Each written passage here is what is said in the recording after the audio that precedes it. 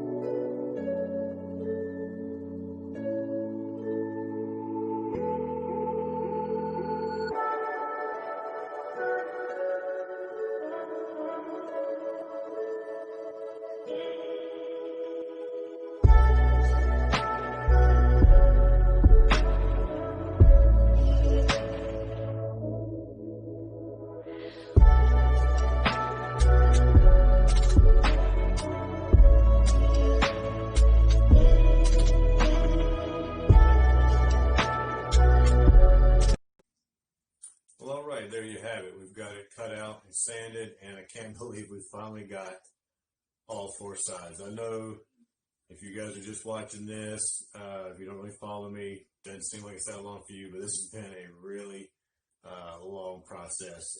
And of course, with all the stuff going on and having other projects going on and trying to work whenever work becomes available, then it makes these things drag out. But it just has really seemed it's pretty big to finally get to this point where I feel like I've got all 4 sides cut out the way I want it. We still got a long way to go. The next video, like I said, we're going to stain this. We're going to go with a really, really, really dark blue. If it doesn't come out the way I want, then I'd probably just go ahead and use a black stain and just go ahead and get it really dark. But I want to do a coat stain first so I can get it in these grooves. So if there is any edges or anything seen after the epoxy's poured and everything is sanded, I just want to make sure to go ahead and have a dark edge there. I don't want there to be any bare wood peeking through somewhere. So I figure I'll go ahead and do a base coat to at least get the color on the wood before we go to the next step and do the epoxy pour. So let me give you some close-up shots. So you remember in part 1 we had the trident, and then part 2 we did the Naga head, and this here is going to be a dragon orb, but here's the Naga head dragon orb. And then part 3 we had the Buddha head, and then here we are with the Bodhi leaf. So I'm really happy with it. This piece is more learning some techniques and just doing it by hand and kind of enjoying the process more so than any kind of profit margin. But I'm hoping it turns out the way that I think it will. I don't know, that's always kind of a crazy thing, doing this. I don't know if any other artists see this. You can feel free to comment down below, but it's just really weird to get in depth with a project like this and you're not totally sure if it's going to come out the way you want. You invest a lot of time in it, and then if it, if I have, the pour doesn't go right, or just for some reason it just doesn't come out the way that I see it in my mind, it's a lot of time spent on it. And so it's kind of it's a little bit of a mental trip for me, because with the job I was doing before the pandemic, everything's pretty cut and dry. I mean, you get to be creative here and there, but a lot of times, you know that when you're done, it's gonna look good. But with this, it's just it's something I haven't had to really face before, with just putting a lot of energy into something and not knowing if there is going to be a return other than just this may just be the return of me being satisfied with the piece, which is totally fine. Doesn't pay the bills, but at the same time, part of this is not,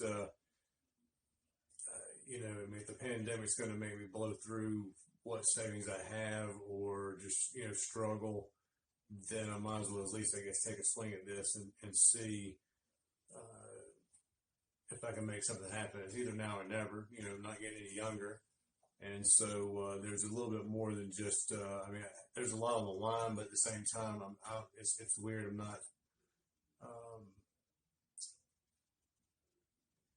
not feeling that stress while I'm doing it.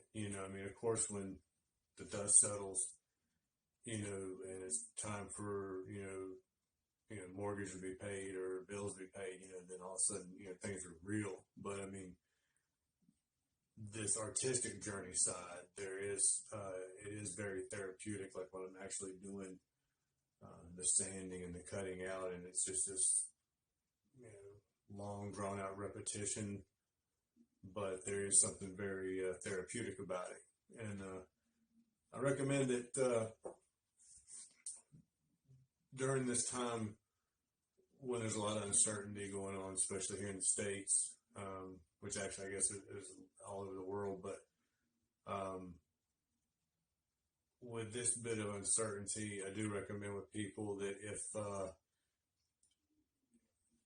if you have the free time because either, somebody in your household is high risk, or maybe you're high risk, or you're just, unemployed, or you're wherever you're at's in lockdown, or the case is really high. But if for some reason you can't do the normal things that you would do for employment, I highly recommend that if you have any time where all you're doing is sit around stewing in your thoughts, find some kind of creative outlet, whether it be just some music, or take up a hobby. Even take a time to just call family or write a letter to somebody. Nobody does that anymore. But at the same time, this would be a time to also to take stock, with your family, friends, or whatever. If there's people that you make sure you say whatever you need to say to your loved ones. If we got this pandemic going on and you got family members getting up into age, make sure that stuff doesn't go unsaid, especially right now. But also, if with all the uncertainty going on, like right now, it's really weird to be doing this stuff when what happened, last week happened. And it is what it is with the insurrection. So, it's very surreal, when you're trying to do your thing to get, your bills paid, and you're trying to just live up to your bargain of the social contract that we have here in America. And then you just see, people going off the deep end. And so even when I'm doing that, the process of doing it is therapeutic, and I can, focus on something and maybe not, be thinking about all the craziness going on. So I just recommend, if you have some kind of outlet or something, definitely don't just sit around and let the stuff eat away at you. It'll drive you crazy. And definitely be careful with letting social media get you worked up. Check and make sure that, whatever you're looking at on social media, make sure it's just not somebody spouting off at the mouth full of opinions. Make sure, verify their stuff, and if you don't feel, represented, by either side, or just kind of feel like you're in limbo, I recommend checking out, Bo of the Fifth Column. He's got, I believe he's on Instagram, and also he's got, a YouTube channel, but, very level-headed, and he's, does his homework and everything, so you can, trust, that he's, looked at, what he's talking about. He's knowledgeable on the topic, and also he's not there to try to, tell you, you need to believe this, or you need to go do that, or you need to go do this. It's just a really good, level-headed perspective. So anyway, I'm rambling, but we've got this done, and as far as the cutout stage, and when you see me next, we're going to be going into getting a base coat of stain on this. So remember, please be nice to one another, be friendly, do whatever you can to keep in mind that, we're all in this together. Your neighbor is going through stuff just like you are. So try not to get too self-involved, so anyway, y'all have a good one. Take care. Hey everybody, thanks for checking out my videos. And despite having the looks and charm of Ryan Reynolds, I still need your help. If you could hit the like and subscribe button, I would greatly appreciate it. You can also find my work on Etsy. Just look up the Ox Gallery. Link will be right here. And actually it won't be, because I haven't figured all that out yet, but in the future I'll figure all that out and get like a link here. But you can go to Etsy and look up the Ox Gallery, and eventually I'll have it all figured out. But the subscribe button should be right here, and hopefully it's not right on the face, which it probably is. But please subscribe, please like, and please be patient, and I'll have better videos coming soon as I figure all this out. Thank you much.